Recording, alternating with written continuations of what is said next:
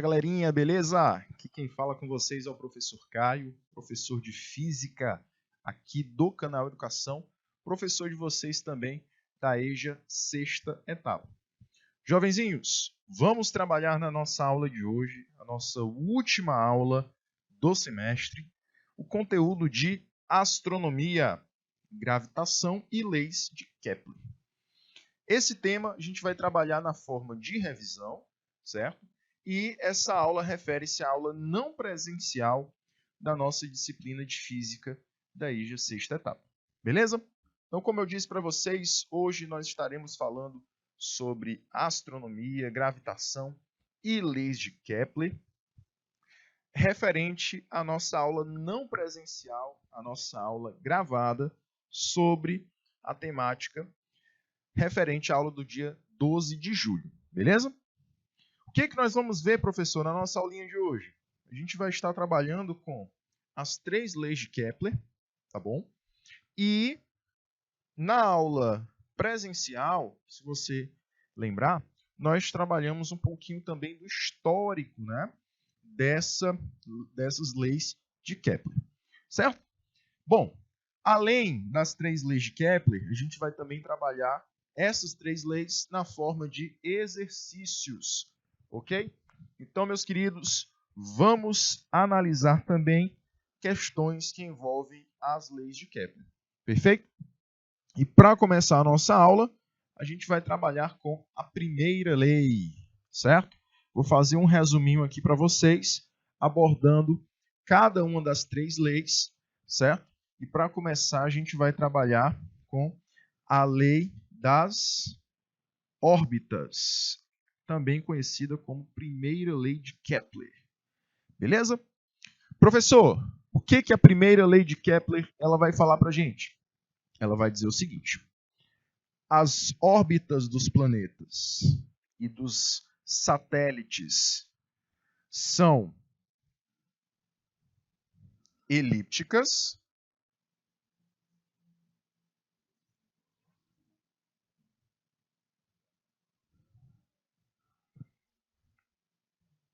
órbitas elípticas.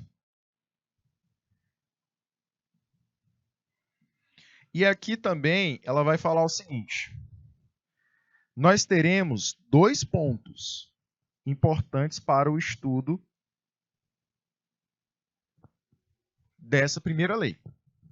O planeta, ele pode possuir nessa órbita elíptica, que eu vou colocar aqui só elíptica, para você entender, já que é uma revisão, vou bem direto.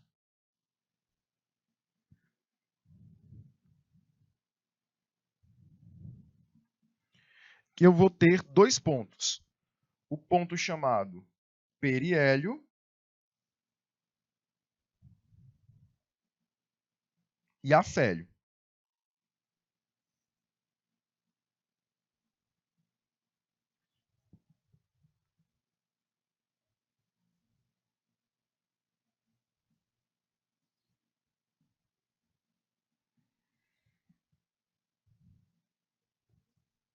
Periélio e afélio.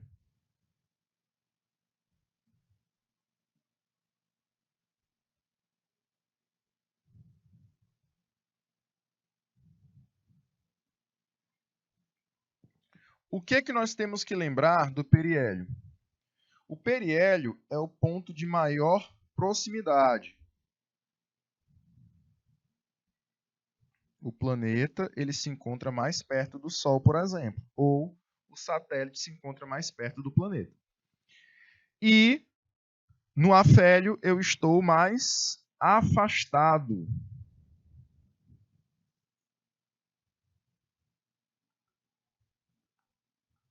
do planeta, certo? Então você tem que lembrar dessas características.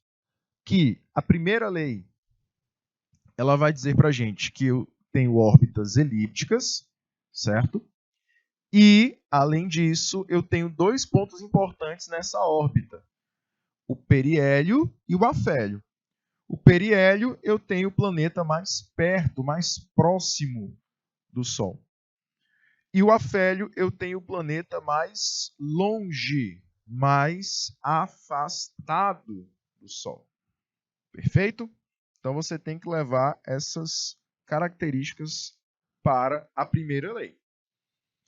Então aqui você vai observar o periélio na imagem, que o planetinho que representa essa bolinha preta, ela está mais perto do Sol, e no afélio você observa que o planeta se encontra mais longe. Beleza?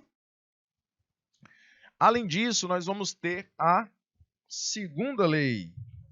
Qual o nome da segunda lei, professor? A lei das áreas. Lei das áreas, ela vai falar a relação que existe entre as áreas de um planeta e o seu tempo para percorrer determinada área. A segunda lei vai dizer o seguinte, galerinha. Vai dizer que a área que um planeta percorre vezes, na verdade, igual a uma constante vezes o tempo que ela percorre, que esse planeta percorre essa área, são proporcionais. São proporcionais. Beleza? Então você vai ter essa relação aqui existindo. A área, ela será igual a uma constante vezes o tempo, certo? E são proporcionais, ok? São proporcionais, ou seja, se a área é grande, o tempo também é grande. A gente observa aqui por essas duas áreas que eu coloquei aqui para vocês na imagem. Essa daqui, que ele está chamando na imagem de área 1,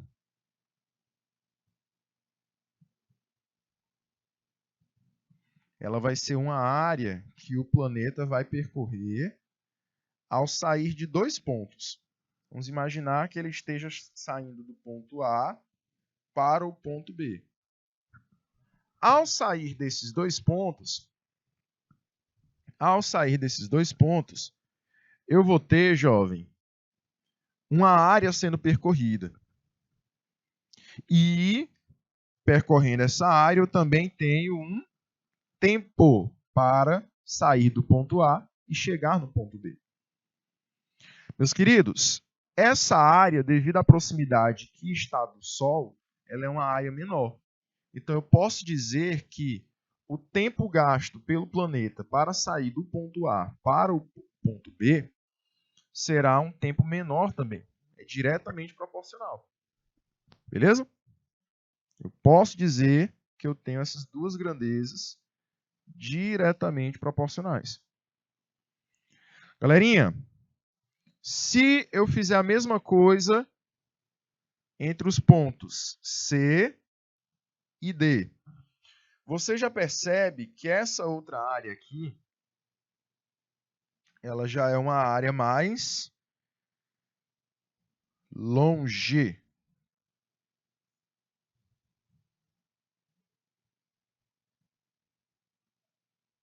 Sim ou não?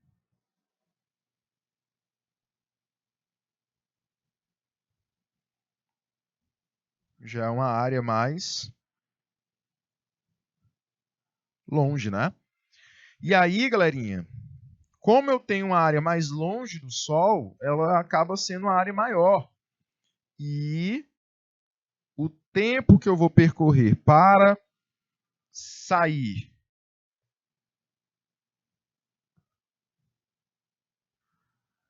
do ponto C para o ponto D também será um tempo maior. Tá bom?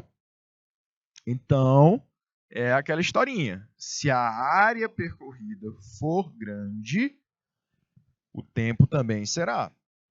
São diretamente proporcionais.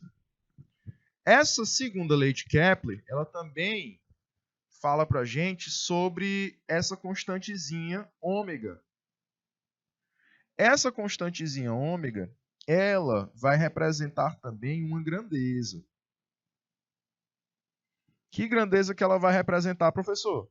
Que historinha é essa? Esse ômega, ele vai representar a velocidade areolar. Ou seja, qual a velocidade que o planeta ele executa ao redor do Sol. Certo? Esse ômega, ele então vai representar a velocidade areolar. E aí eu posso dizer o seguinte, que a velocidade areolar, ela é inversamente proporcional ao tempo.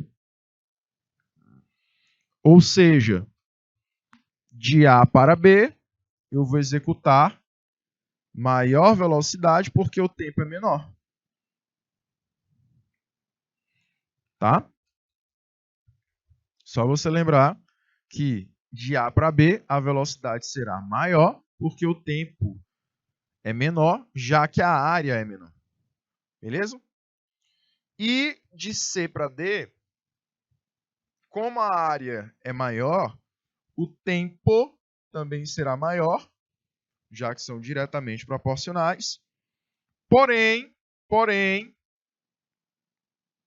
você tem uma velocidade, né, que ela acaba sendo menor. Então, mais perto do Sol eu tenho maior velocidade, mais longe do Sol eu tenho menor velocidade. Já que mais perto do Sol eu tenho menos tempo para percorrer, então a velocidade é maior. Só que longe do Sol eu percorro em mais tempo a minha trajetória, então a velocidade acaba sendo menor. Eu acho que é aquela história. Você acha que você percorre 10 quilômetros e 5 quilômetros, ambos no mesmo tempo? Não, né? Se você estiver caminhando ali 5 quilômetros, você acaba percorrendo com maior velocidade, já que o tempo é menor. Agora, 10 quilômetros, o tempo vai ser bem maior, então a sua velocidade para percorrer os 10 quilômetros nunca vai chegar a ser a mesma que você percorreu os 5 quilômetros, já que os tempos são diferentes, as distâncias são diferentes, certo? Então você tem que considerar exatamente isso. A mesma coisa quando você considera que você está caminhando e você está correndo uma certa distância. Ao caminhar uma certa distância, você vai, vamos supor que seja 5 quilômetros, você vai fazer mais tempo do que se você estivesse correndo aquela distância. Por exemplo, você pode correr 5 quilômetros em 30 minutos. Porém, você também pode caminhar 5 quilômetros em 1 hora. São exercícios diferentes, você executa eles em tempos diferentes, então a velocidade que você vai percorrer essas distâncias também será diferente, certo? E vamos agora falar da terceira lei. A terceira lei, que é a famosa lei dos períodos.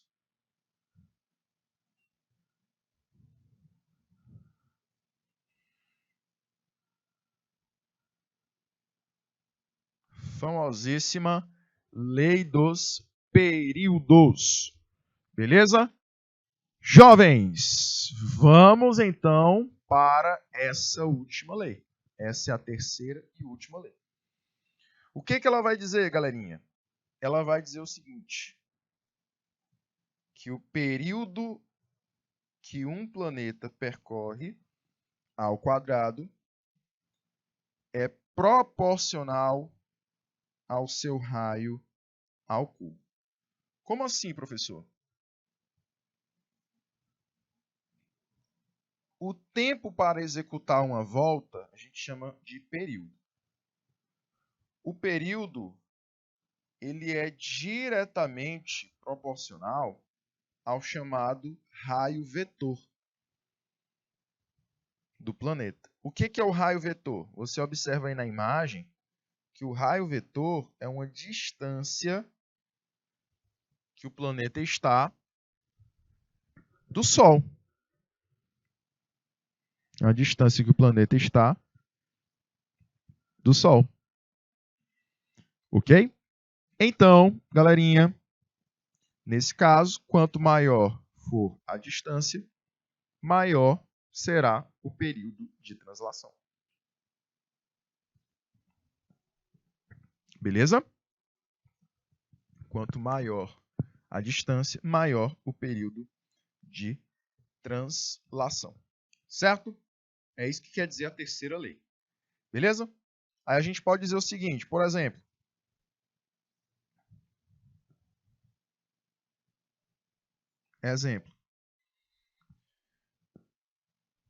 período da Terra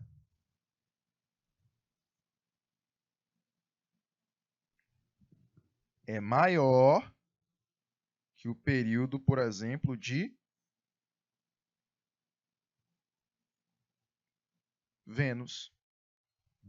Pois o raio vetor da Terra, que é a distância que a Terra está do Sol, é maior que o raio vetor de Vênus, porque Vênus está bem mais próximo. Certo, jovens? Belezinha? Então, a gente fica com esses três conceitos, né? Com essas três análises das três leis de Kepler para a aula de hoje. Essas três leis são as leis que a gente vai trabalhar na aulinha de hoje. Então, a gente vai começar a ver essas leis ao trabalhar os nossos exercícios de fixação. Trouxe aqui alguns exercícios para vocês, certo? E aí, eu vou dar um tempinho de 1 minutinho em cada um para que você possa trabalhá-los, certo? 1 minutinho na tela.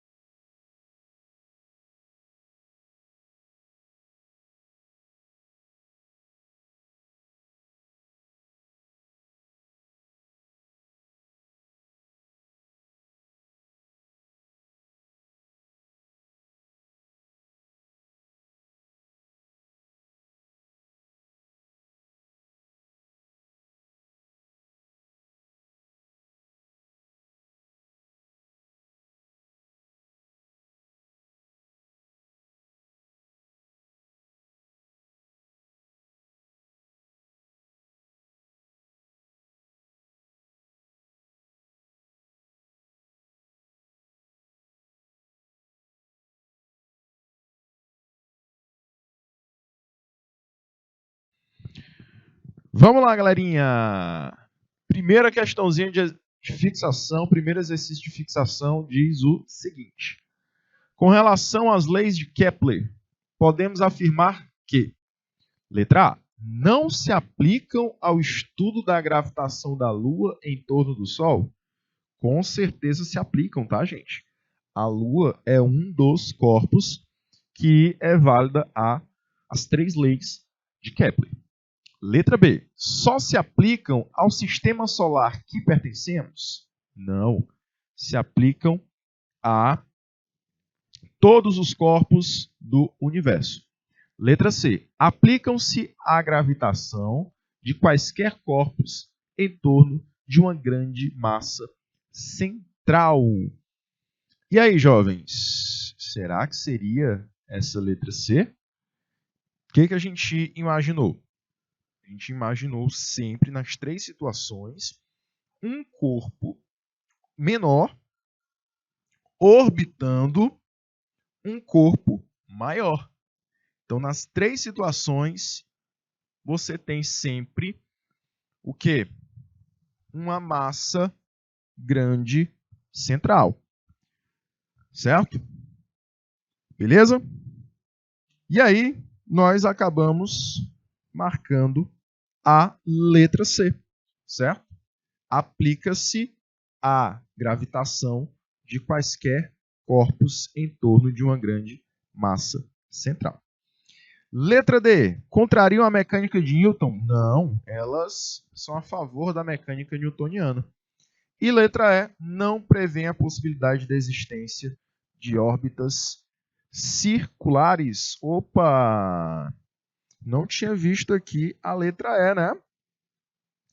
Letra E, ela está mais correta. Por quê? Porque a primeira lei diz o quê? Que as órbitas são elípticas. Então a letra E está mais correta do que a letra C. Professor, por que a letra C está errada? Exatamente por isso aqui, ó, massa central. Deixa eu voltar lá na primeira lei e faltou eu falar de um tópico, tá? Um tópico. Deixa eu diminuir aqui um pouquinho a palavra em elípticas.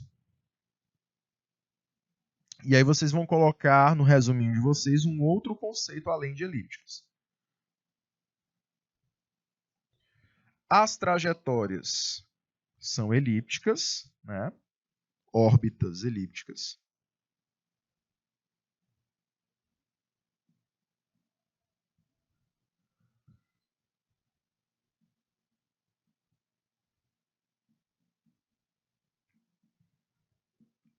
E, além disso, tem que ter essa informação, tá? Sol ocupa um foco. Beleza? O Sol ocupa um foco. Como assim, professor? Essa elipse, que é a trajetória que o planeta está realizando, possui dois focos. Possui dois focos. Vou colocar aqui, foco 1, que seria esse ponto. E esse outro aqui que eu estou fazendo a estrelinha seria o foco 2. Então, essa trajetória possui dois focos. O Sol ocupa um dos focos. Beleza? O Sol ocupa um dos focos e não uma massa central. Tá? Então, é por isso que a letra B está, a letra C, na verdade, está errada. Então, seria a letra E, o gabarito da nossa primeira questãozinha. Certo? Vamos para a segunda questãozinha, tá? Vocês vão analisá-la, relacionar com as três leis de Kepler, na verdade, mais especificamente com a terceira lei, e aí vocês vão colocar verdadeiro ou falso em cada uma das situações. Um minutinho e a gente volta.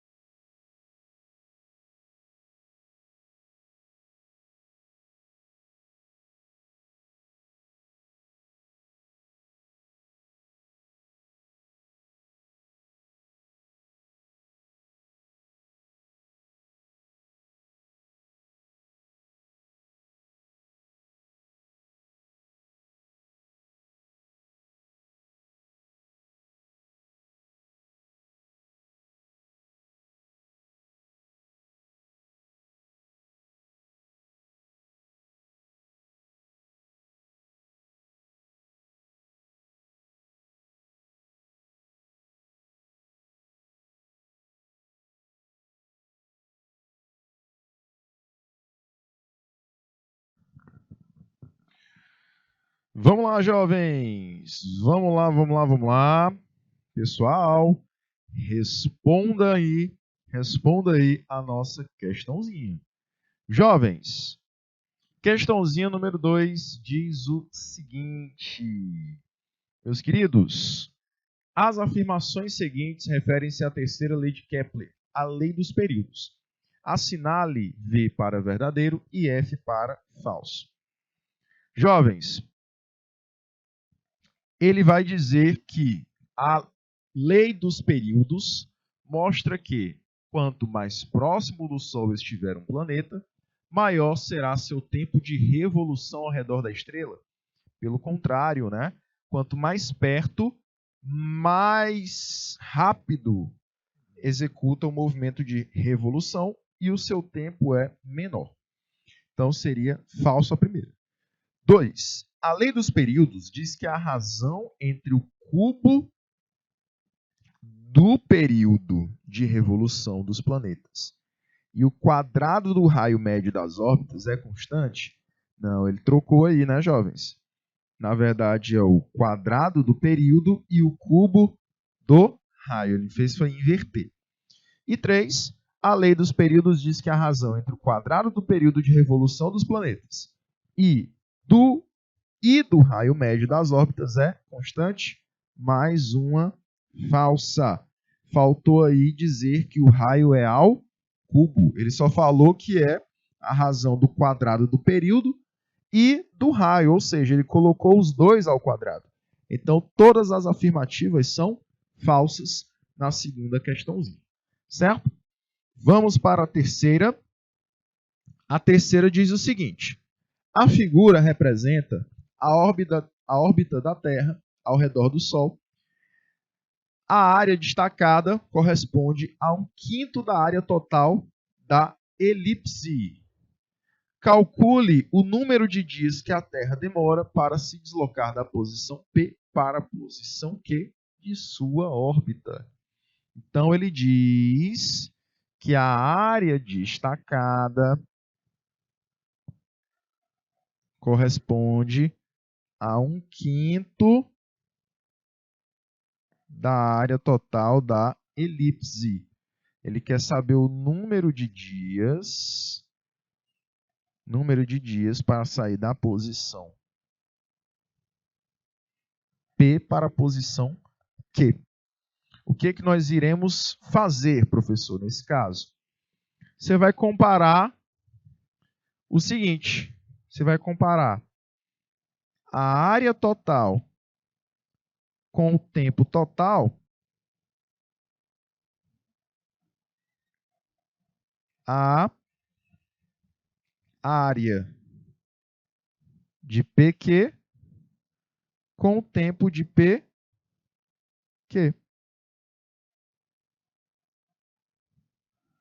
Beleza? Já que é o quê? Uma constante, né? Já que tudo isso aqui é a constantezinha lá, ômega, então você pode fazer esse comparativo, né? E é isso que a gente vai fazer. Vamos lá? Então, o que é que eu disse para vocês? Que a gente vai fazer a área total sobre o tempo total igual a área PQ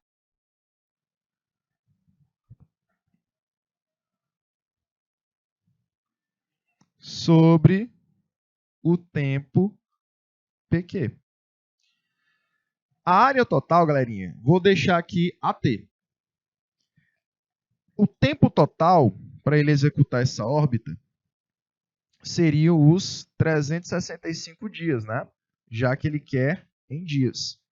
Então, você teria a área total igual a 365, que é um ano.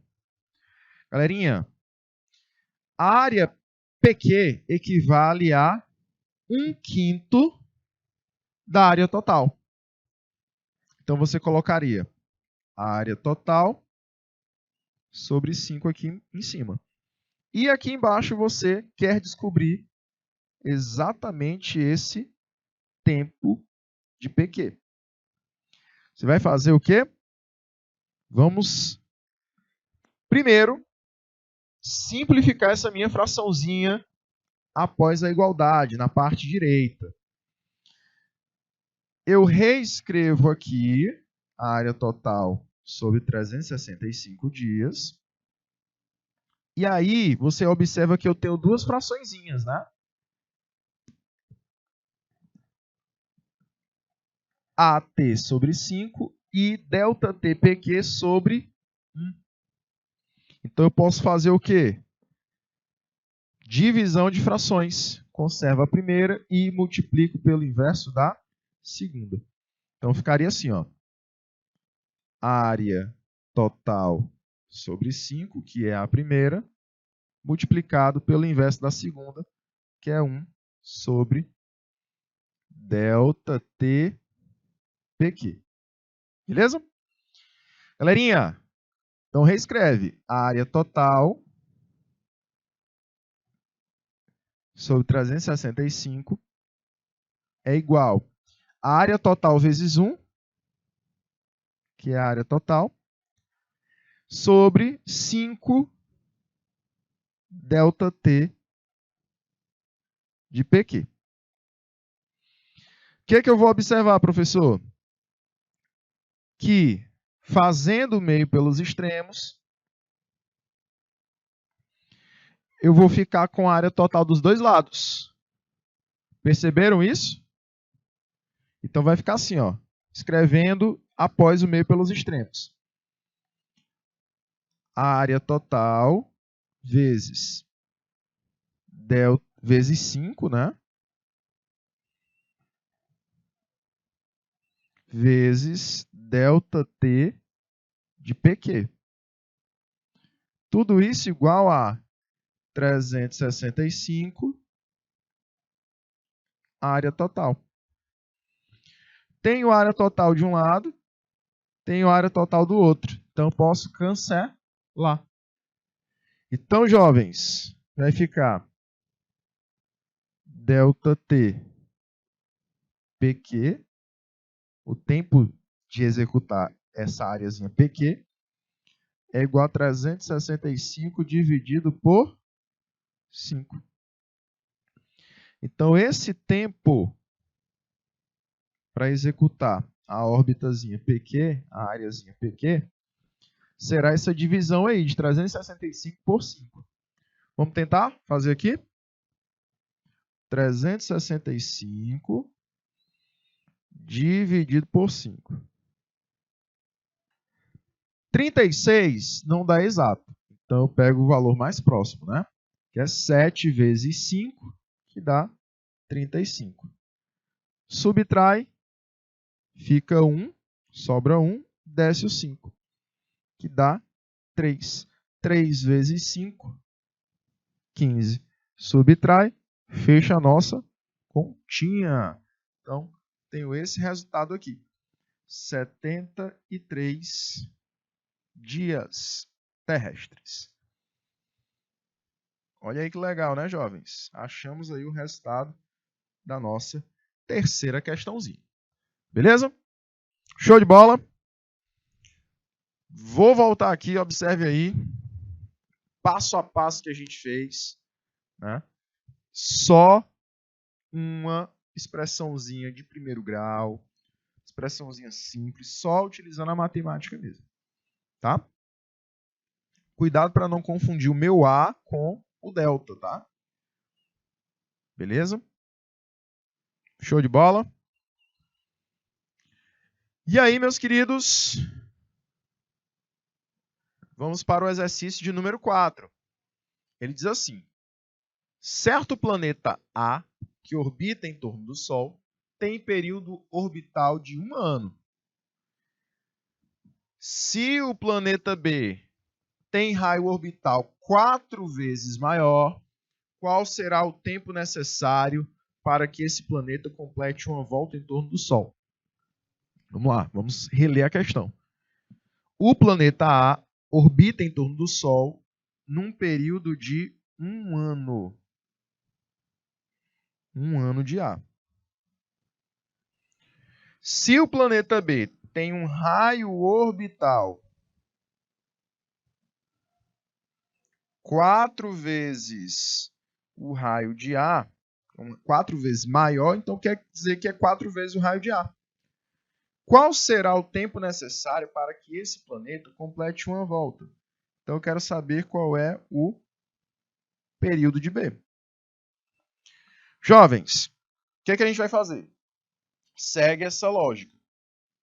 Se eu passar o raio dividindo, eu vou ficar com essa expressão para a terceira lei, né? Período de A ao quadrado, raio de A ao cubo. Confere? Isso eu posso fazer a mesma coisa com B e igualar com o de A.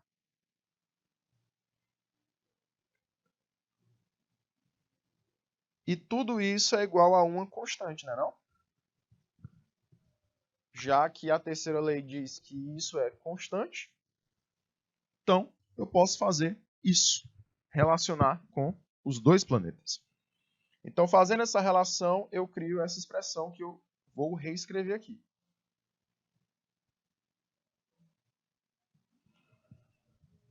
Raio de A, né, período de A ao quadrado sobre o raio de A ao cubo.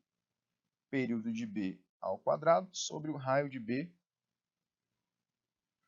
ao cubo. O que ele disse? O período de A vale 1 e o raio de A eu não sei quem é.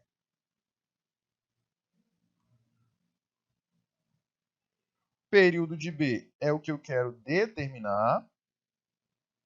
E o raio de B vale 4 vezes o raio de A, porque é 4 vezes maior. Faz o que, galerinha? Coloca esse 4RA ao cubo. Então fica 1 ao quadrado, que dá 1, raio de A ao cubo. TB quadrado, continua. E aqui eu fico com 4 ao cubo, que é 4 vezes 4 vezes 4. 4 vezes 4 dá 16, vezes 4 dá 64. R de A ao cubo. O que a gente pode fazer, galerinha? Pode cancelar aqui, ó. Na verdade, eu vou fazer logo meio pelos extremos para vocês olharem. Ó. Fazendo meio pelos extremos, fica assim. T de B ao quadrado, R de A ao cubo. Igual a 64 R de A ao cubo vezes 1, que é a mesma coisa. 64 vezes raio de A ao cubo. Posso cancelar aqui. Então fica período de B ao quadrado igual a 64. E escrevendo aqui do outro lado, eu terei período de B é igual a raiz quadrada de 64. Período de B é igual a 8 anos, que é o valor da raiz quadrada de 64. Certo? Galerinha, então a gente vai gabaritar letra C. Certo? Tranquilidade? Meus anjos, vocês vão ficar aí com 2 questõezinhas depois para vocês. Questãozinha número 5, tá? Para vocês responderem em casa. E também a questãozinha número 6, para que vocês possam responder em casa também. Certo? Meus queridos, finalizamos por aqui. Até o nosso próximo encontro, que será só em agosto, tá? E te desejo muitas boas férias e até a próxima. Tchau, tchau, jovens!